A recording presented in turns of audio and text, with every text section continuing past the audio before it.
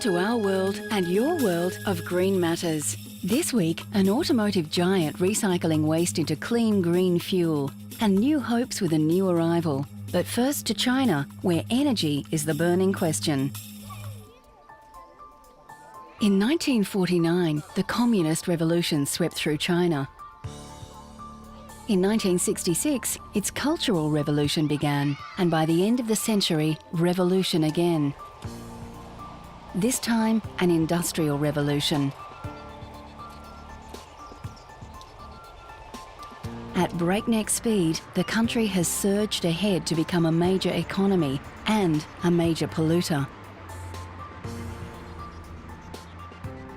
Hand in hand with the country's growth, individual lifestyles have changed also.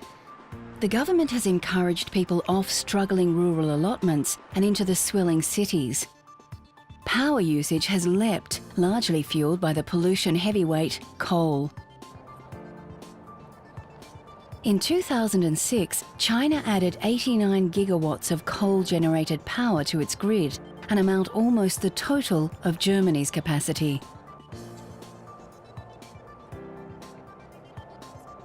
The World Bank is encouraging Chinese investment in alternative energies, lending $67 million to finance a 50-turbine wind farm on Pingtan Island. The 100-megawatt farm covers the needs of the island's 400,000 residents and businesses, with an equivalent amount fed back to the mainland grid through an undersea cable.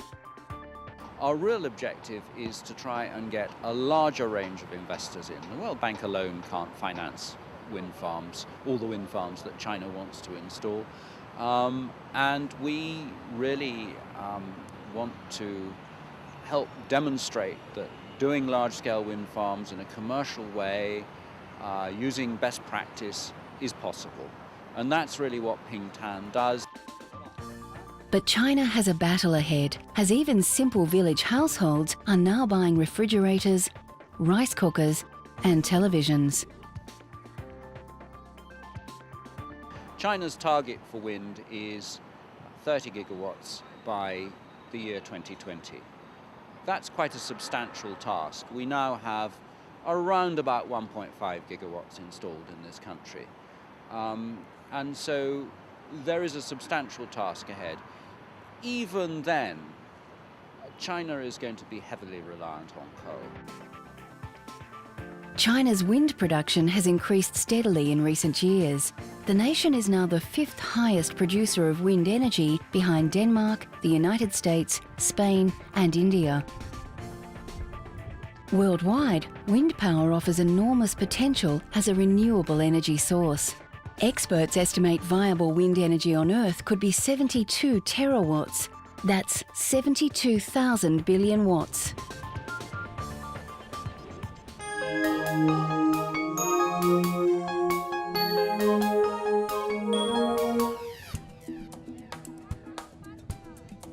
In the hills of Chile, students on a school field trip recently made an unexpected discovery.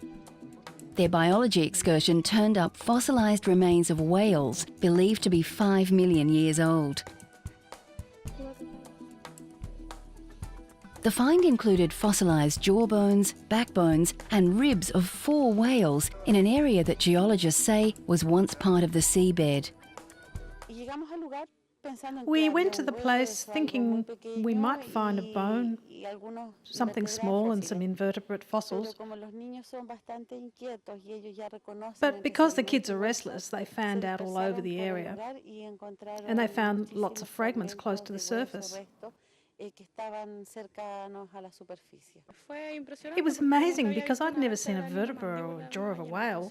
So we found it and cleaned it and took it to school. And then our teacher explained to us what bones they were and everything. Although elephants have often chosen a common area to die, this has not previously been observed with whales. Experts now expect to find more fossils in the area and face the intriguing possibility that this could be a whale cemetery.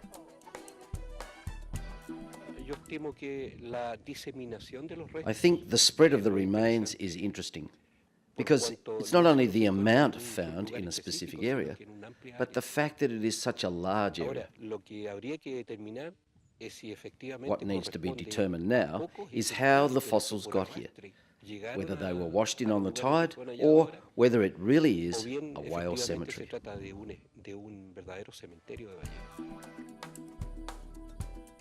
Potentially providing new information about whale behaviour and sea level changes in the past, local authorities are hailing the discovery as one of the most important of its kind in central Chile. I don't know of any other previous finding. I think it's also justified to emphasise the fact that this was teenagers, not just students, but teenagers that have a particular interest in examining our environment and the things that are our history. I think that's important, and I hope that this initiative will be a drive not only for those in formal education, but for all teenagers.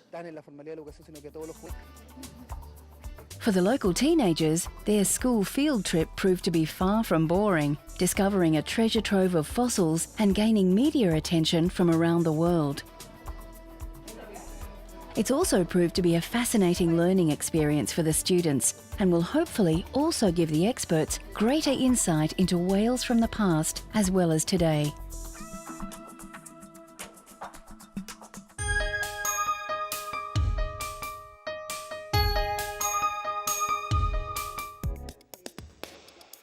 This colourful shop in the heart of London's Notting Hill specialises in handcrafted gold jewellery.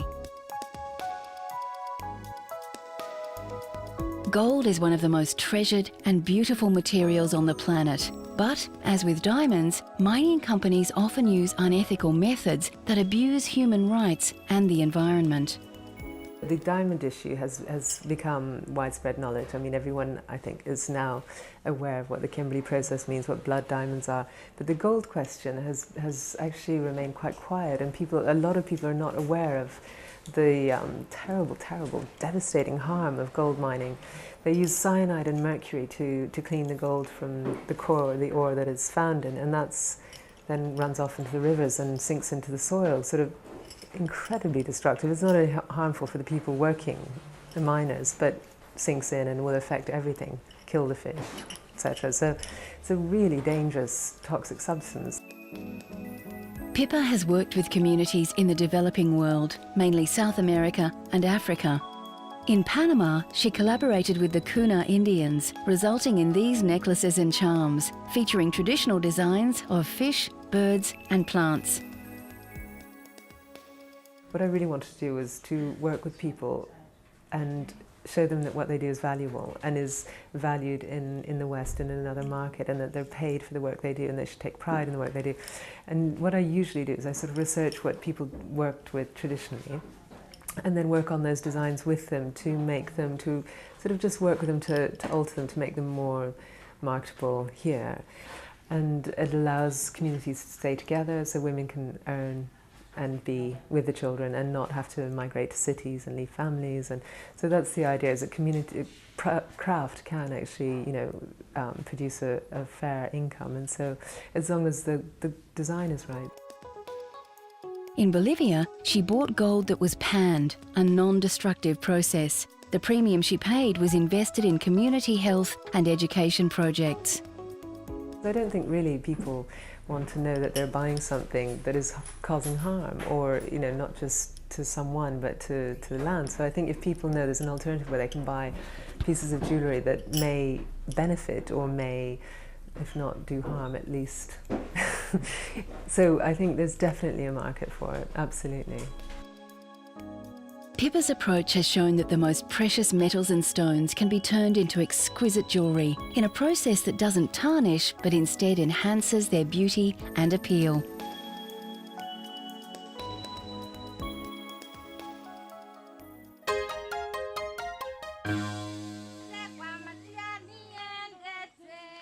In the rolling hill country of Kaskayu, around 100 kilometres south of Nairobi, live some of Kenya's most traditional people.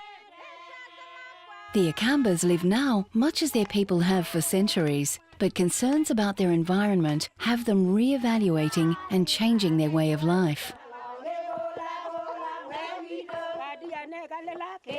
Where once they would have been pounding maize in their mortars, the women are now preparing a mash of water and leaves. They are recycling natural minerals, which they would have once thrown away, to make briquettes for burning. It's easy, free, and it's their way of saying no to the destruction of their environment. I think I will stop using firewood because about 5 years to come there will be no more tree. So I'll be using briquettes only. In Kenya, wood and charcoal provide up to 75% of energy consumed, sourced by felling large tracts of forest. Only 25 years ago, these same hills looked like this.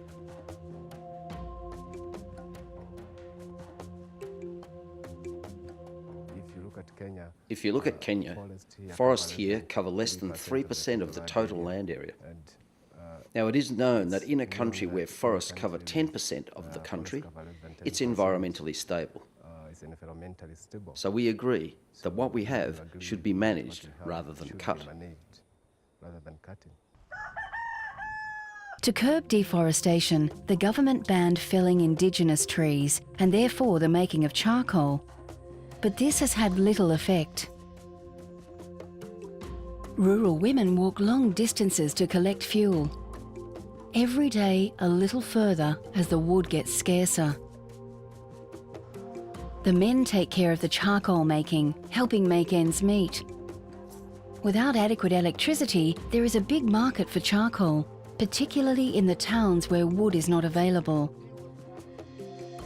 Despite efforts by local officers, it's difficult to enforce the law in these areas.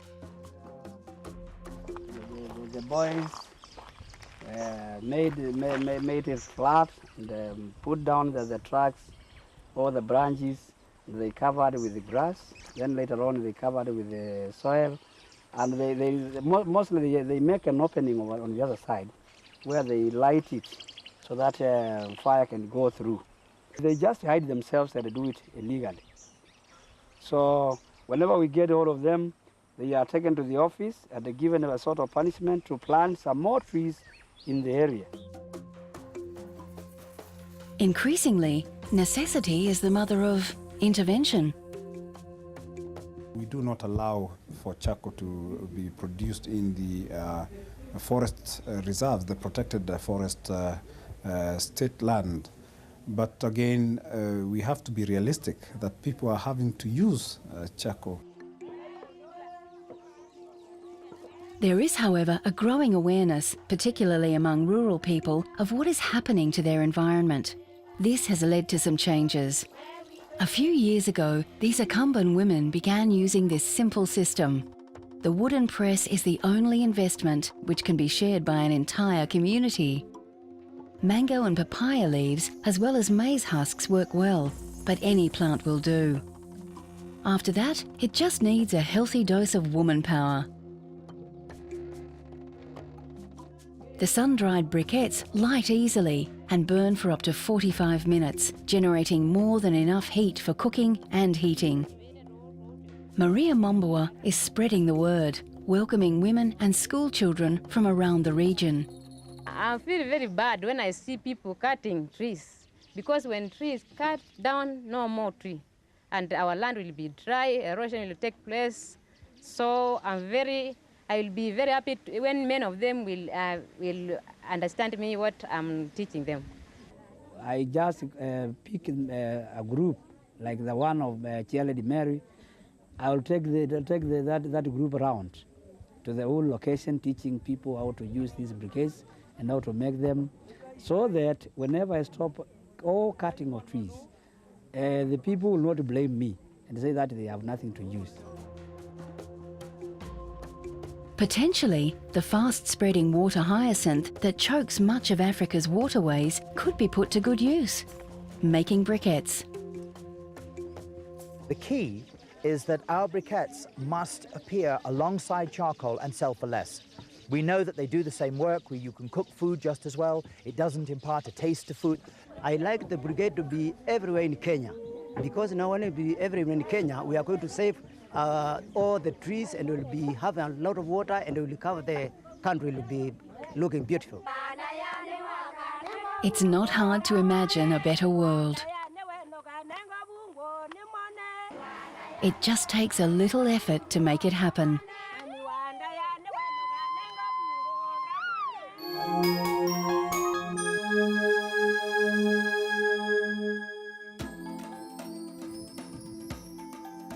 At the David Tang Tiger Breeding Centre in South Africa, this tiger may not look particularly excited, but certainly humans are. A rare South China tiger cub was recently born here, fit and healthy. The charity Save China's Tigers established the centre in South Africa on a 330 square kilometre reserve. Zoo tigers are rewilded here, where their hunting instinct is awakened, with plenty of prey for the 4 adult tigers in the program. The birth of just this cub increases the fragile population by over 1%, with only 30 remaining in the wild and around 60 in zoos. The birth of this tiny little cub is not only the first born into the South China Tiger Rewilding and Reintroduction Project, it is also the first time born outside of China, and therefore he is very precious to us. In a century, 3 of the 8 tiger subspecies have become extinct.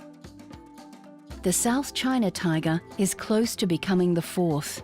Its numbers have diminished from around 4,000 in the 1950s to less than 100 today, driven down by loss of habitat and persistent poaching for medicines. The goal of the South China Tiger Rewilding and Reintroduction Project is really to resurrect the South China tiger from extinction. Some organizations have actually declared the South China tiger functionally extinct. However, there are still some individuals left. A sudden cold snap soon after the cub's birth raised fears for its survival, so he's being hand-reared inside. The cub will shortly be reunited with his parents, Cathay and Tiger Woods, and human contact will be kept to a minimum. In the future, the plan is to establish a reserve in China for the rewilded tigers to return home and continue breeding in their native habitat. Hopefully, they can be pulled back from the brink.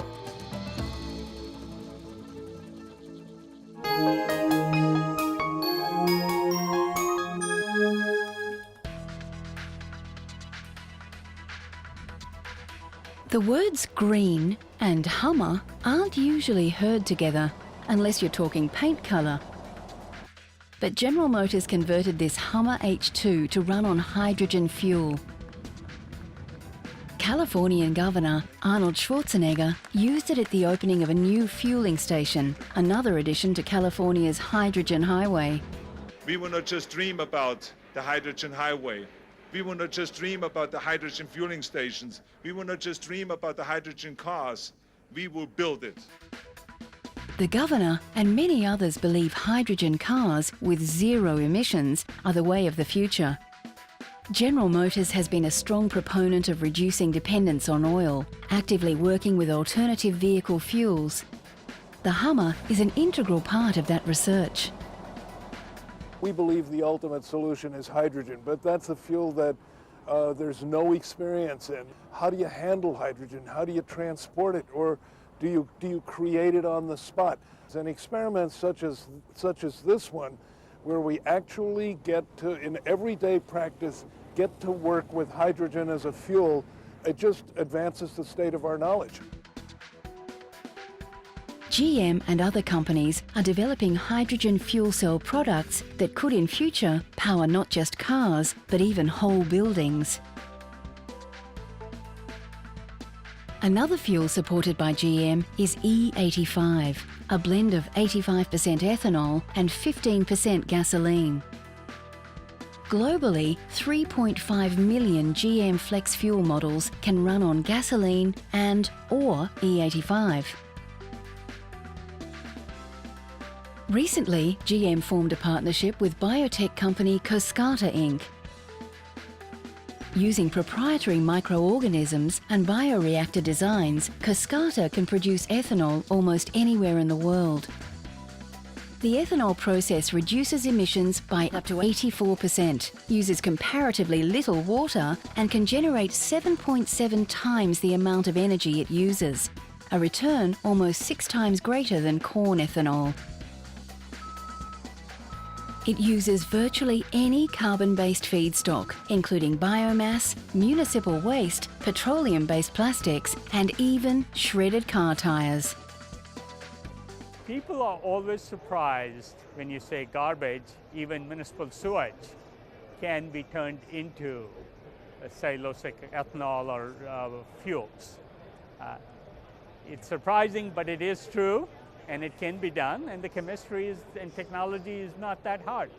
One of several interesting aspects of their process is this flexibility on kind of what goes in before the ethanol comes out, and the idea of using used tires. I mean, geez, there are mounds of used tires all over the place, including in a lot of people's garages.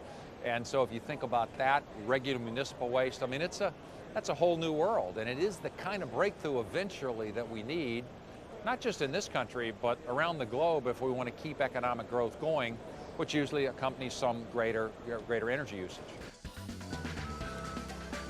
With this process, each tonne of waste on average converts into 100 gallons of ethanol. Just 3 tyres will produce about 5 gallons. In the US alone, more than 1 billion tonnes of biomass could be converted into fuel annually. And all this at half the price of producing gasoline. If we can get the supply, the distribution, we need to get more refueling stations out there. We're woefully behind the curve there. We can provide a lot of product, and it has the chance to have a big impact on oil, the growth in oil usage, and particularly oil imports in this country. So it makes a lot of sense. We feel good about the bet, and we're going to stick with it. With the world's largest automotive manufacturer on board, this sounds like great news for the environment.